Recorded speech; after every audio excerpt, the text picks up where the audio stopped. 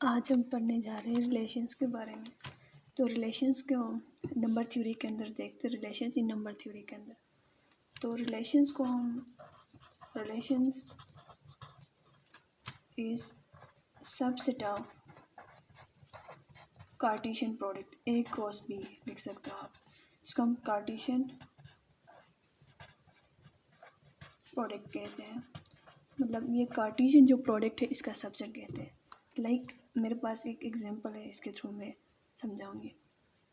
ए मेरे पास कोई सेट है जिसके एलिमेंट्स मेरे पास है 1 2 3 है, और बी मेरे पास एक सेट है जिसके अंदर 2 4 एंड 6 है। अभी मैं सबसे पहले कार्टेशियन प्रोडक्ट फाइंड करूँगी। Cartesian product A cross B find करूँगी। तो ए क्रॉस बी फाइंड करने के लिए मैं ये ब्रैकेट लगाऊंगी। ए क्रॉस बी है, देखो ये कैसे होगा। अभी सबसे पहले ये फर्स्ट वाले एलिमेंट के साथ लिखना है, ऑर्डर प्लेस लिखेंगे 1 और 2, इसके बाद 1 2 के साथ 1 4 के साथ, उसके बाद 1 6 के साथ। अभी 1 सारों के साथ आया, अभी 2 की बारी आई। 2 2 के साथ, 2 4 के साथ, 2 6 के साथ। अभी 2 ने भी इन सब के साथ ऑर्डर बन गया। अभी 3 2 के साथ, 3 4 के साथ एंड 3 6 के साथ। अभी ये क्या है, कार्टेशियन प्रोडक्ट है ए क्रॉस बी। अभी हमने कहा था कि सपोज रिलेशंस को हम डिफाइन कैसे करेंगे। रिलेशंस की डिफिनेशन देखते हैं। तो हम कह सकते हैं कि relation is a subset of Cartesian product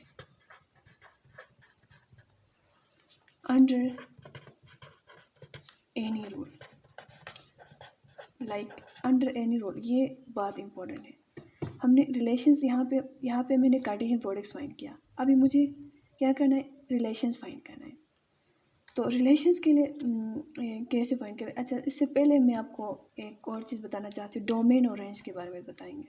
domain क्या चीज़ है, डोमेन और रेंज के बारे में बताएंगे। हाँ, लाइक यहाँ पे आप देख सकते हो, जो फर्स्ट एलिमेंट डोमेन को हम इंडिपेंडेंट भी कहते हैं। इंडिपेंडेंट क्वांटिटी होता है, ये डिपेंडेंट होता है, ये इस पर डिपेंडेंट होता है। यहाँ पे डोमेन को हम इनपुट भी कहते हैं और इसको हम रेंज को आउटपुट भी कहते हैं। अगर हम इस यहाँ पे देखेंगे क्रॉस बी में, तो ये डोमेन है। फर्स्ट एलिमेंट कौन से है, 1 2 और 3। यहाँ पे देखो, वहाँ पे 1 है, 1 है, और फर्स्ट एलिमेंट यहाँ पे आप सब देखेंगे तो 1 2 और 3 है। अगर ऊपर वाले सेट में डोमेन देखेंगे तो 1 2 और 3 है। अगर रेंज की बात करेंगे तो यहाँ पे देखो सेकंड एलिमेंट कौन कौन से, ऑर्डर पेयर के अंदर सेकंड एलिमेंट्स देखो, ये फर्स्ट एलिमेंट होता है, ये डोमेन होता है। सेकंड वाला एलिमेंट क्या होता है, रेंज होता है। 2 4 और 6, 2 4 और 6 क्या है, 2 4 एंड 6 क्या है, ये रेंज है। अभी सपोज मैं आपको बाइनरी रिलेशंस फाइंड करना सिखाती हूँ। बाइनरी रिलेशंस कैसे फाइंड करते हैं, बाइनरी रिलेशंस। अभी ये इस डिफिनेशन में देखो, relation is a subset of Cartesian product under any rule. Suppose मुझे कोई रूल गिवन है, सपोज मुझे R1 फाइंड करना है, एक रिलेशन है जो मुझे ये इस तरह फाइंड करना है कि R1 ये आपको गिवन होगा एग्जाम में, XY इस तरह है कि XY is such that Y is equal to 2X। इस टाइप के रिलेशन मुझे फाइंड आउट करना है। अभी देखो Y is equal to 2X, इसके अंदर इस कार्टेशियन प्रोडक्ट के अंदर ऐसे एलिमेंट्स देखो, X इनपुट ऐसे इनपुट्स दो जो आउटपुट इससे मल्टीप्लाई हो जाए। लाइक मैं 1 पुट करूँ इसके अंदर, इसके X के अंदर, तो 2 इंटू 1 करने से क्या आता है, 2 आता है। ये है ना, इनपुट 1 करने से आउटपुट 2 आया, तो ये इस रूल को फॉलो करता है। देखो 1 और 2 है, 1 और 2 है। इसी तरह यहाँ पे देखो, मैं सपोज 1 और y is equal to 2x है ना, तो मैं y is equal to 2 put करूँगी x की जगह में, तो y की वैल्यू क्या आई, 4 आई। तो x की जगह में 2 एंड y की जगह में 4। लाइक इसी तरह y is equal to 2x, y is equal to 2 into मैं 3 पुट करूँगी तो y is equal to 6, y 3 put करने से 6 आया। अब ये देखो, ये मेरा रिलेशन बन गया, यहाँ पे R1 बन गया। ये मैंने बताया था कि कोई रूल हो, मुझे ये मुझे इस रूल के अंदर कहा गया था कि एक्स वाई इस तरह फाइंड करो कि y is equal to 2x आए। मैं जो इनपुट दूंगी वो डबल हो जाए। सपोज़ मैं 1 पुट करती हूँ, डबल होके 2 बनता है, 2 पुट करूँगी तो डबल होके 4 बनता है, अगर मैं 3 पुट करूँगी तो डबल होके 6 होता है। सपोज़ अगर 1 और 4 के बारे में देखते हैं, 1 और 4 क्या ये इसको सेटिस्फाई करते हैं कि नहीं। y is equal to 2x, इसको सेटिस्फाई करने के लिए y is equal to x की जगह में मैं 1 पुट करूँगी तो y इज इक्वल टू 2 आता है, 4 नहीं आता है। तो इसका मतलब ये इसको सेटिस्फाई नहीं करता, ये इस रिलेशन के अंदर नहीं आएगा। इसी तरह R2 में देखते हैं। R2 एक कंडीशन मुझे गिवन है, इस तरह गिवन है कि सपोज एक्स वाई इस y such that element of x plus 1, ये कंडीशन गिवन है मुझे। तो मुझे इस तरह देखना है कि y is equal x plus 1 आए, ऐड करने से x प्लस 1 आए। तो इसके लिए यहाँ पे देखो क्या ऐड करूँ कि सपोज मैं 1 पुट करूँगी तो x के अंदर 1 पुट करूँगी तो y की वैल्यू क्या आएगी, 2 आती है ना। 1 और 2 है, 1 और 2 है।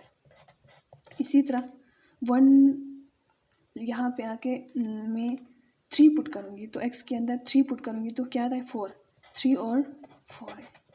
अब ये बात याद रखना है, ये जो ऑर्डर पेयर्स हमने लाया है ये इस कार्टेशियन प्रोडक्ट के क्या होने चाहिए, सबसेट होना चाहिए। सबसेट हमने किसे कहा था, सबसेट याद है ना। Subset suppose A is subset of B है तो ए के जितने भी एलिमेंट्स है वो बी के अंदर होना चाहिए, ए के एलिमेंट जो भी है वो बी में होना चाहिए। Like A is equal to 1 2 है, बी इज इक्वल टू 1 2 3 है, then A is subset of B, ये लिख सकते हैं। तो इसी तरह ये रिलेशंस जो है ना, रिलेशंस R1 है, सपोज R1 ये जो ऑर्डर पेयर्स आए हैं ये यहाँ पे होना चाहिए, ये रिलेशन सब सेट होना चाहिए कार्टेशियन प्रोडक्ट का। इसी तरह सपोज मैं R3 फाइंड करना चाहती हूँ, R3 के लिए मैं क्या करूँगी, कोई कंडीशन देंगे। सपोज R3 मेरे पास है, इस तरह है कि एक्स वाई इस तरह मैं पुट करूँ कि such that y is equal to x आए। तो इसके लिए आप इसमें ऑर्डर पेयर में देखो जाके कि क्या पुट करने से x और y की वैल्यू बराबर हो। तो 1 और 2 बराबर नहीं है, 1 4 नहीं है, 1 6 नहीं है, 2 2 है, बस ये एक ही ऑर्डर पेयर है 2 2, ये एक ही ऑर्डर पेयर है जो x और y की, यहाँ पे x और y दोनों की वैल्यू क्या है, सेम है। इसी तरह डिफरेंट टाइप के केसेस हो सकते हैं आपके पास। लाइक R4 की बात करती हूँ मैं। R4 के अंदर मुझे इस तरह फाइंड करना है कि एक्स वाई, इस तरह फाइंड करना है कि such that y is greater than equal to x आए। ये डिफरेंट कंडीशंस हो सकते हैं, मैंने अपनी तरह से कुछ कंडीशंस दिया है। तब इसका मतलब क्या है, y के जो एलिमेंट्स है वो x से ग्रेटर हो। तो अभी ऊपर कार्टेशियन प्रोडक्ट में जाके देखो कि कौन से ऐसे एलिमेंट्स है जो ये y के जो एलिमेंट्स है वो x से बड़े भी हो या इक्वल हो। तो ये 1 2 है, पहली बात तो ये 1 2 है, उसके बाद 1 4 है,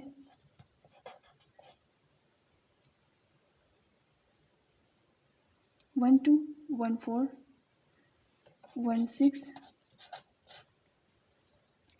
1 6, इसी तरह 2 2 भी है क्योंकि या बराबर हो या यहाँ पे क्या है equal to or greater than कहता है।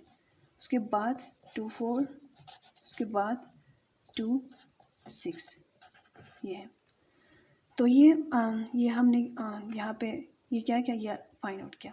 तो मैंने R1 R2 R3 R4 क्या ये फंक्शंस कुछ है रिलेशंस फाइंड आउट किया, किससे, इस एग्जांपल से। रिलेशन से मैंने कुछ कंडीशंस अप्लाई किया, इसी तरह मैंने क्या किया फाइंड आउट किया। अभी हम बात करते हैं इक्विवेलेंस रिलेशंस की। इक्विवेलेंस रिलेशंस क्या किसे कहते हैं, लाइक इक्विवेलेंस रिलेशन।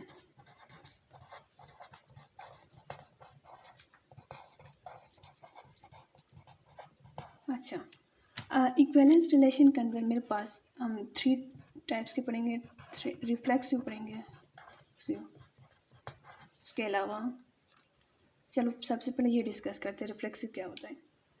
हमने पहले जो ये लिया था, इससे ये देखते हैं, या इसको ही सामने रख के देखते हैं।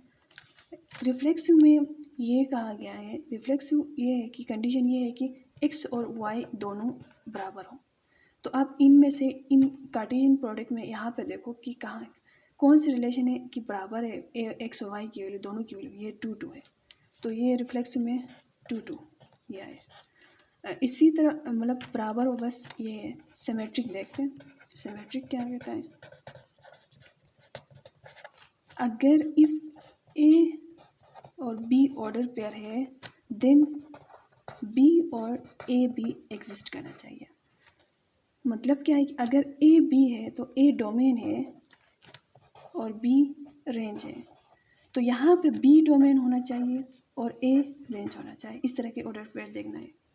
तो इस तरह के ऑर्डर के पेयर्स कहाँ कहाँ है, 1 2, या इस तरह देखो कि 1 2 है तो 2 1 भी होना चाहिए, 1 4 है तो 4 1 भी होना चाहिए, 1 6 है तो 6 1 भी होना चाहिए। यहाँ पे जाके 2 4 2 6 2 6 नहीं है सिमेट्रिक के अंदर देखते हैं तो, या 2 2, इसका एक सिंपल एग्जांपल 2 2 ही है, क्योंकि 2 को मैं ए और बी दोनों ले सकती हूँ। इसी तरह ट्रांजिटिव प्रॉपर्टी, ट्रांजिटिव में अगर इफ़ ए बी है एंड बी सी है तो देन ए सी भी एग्जिस्ट करना चाहिए। तो इसका ट्रांजिटिव देखते हैं। तो सपोज मेरे पास 1 2 है, ऊपर देख सकते हो 1 2 है, उसके बाद 2 6 है और 1 6 है। यहाँ पे आप इसको ए लेट करो, इसको बी, ये बी और ये सी, ये आपके पास फिर ए सी। तो ये इस कंडीशन को क्या किया, इसने फुलफिल किया। तो ये इक्विवेलेंस रिलेशंस के हमने क्या किया, टाइप्स के बारे में पढ़ा। इसके अलावा बस आज का ये छोटा सा टॉपिक था इक्विवेलेंस रिलेशंस के बारे में। उसके बाद रिलेशंस इन नंबर थ्योरी के अंदर ये चीज़ें आती है। यहाँ पे आप देख सकते हो बाउंड रिलेशंस कैसे फाइंड करते हैं, डोमेन किसे कहते हैं, रेंज किसे कहते हैं। हर रिलेशंस, बाउंड रिलेशंस जो है कार्टेशियन प्रोडक्ट का सबसेट होते हैं। तो आज का ये हमने डिस्कस किया। अगर आपको मेरी वीडियो अच्छी लगी है तो please like share and subscribe my YouTube channel. Thank you for watching.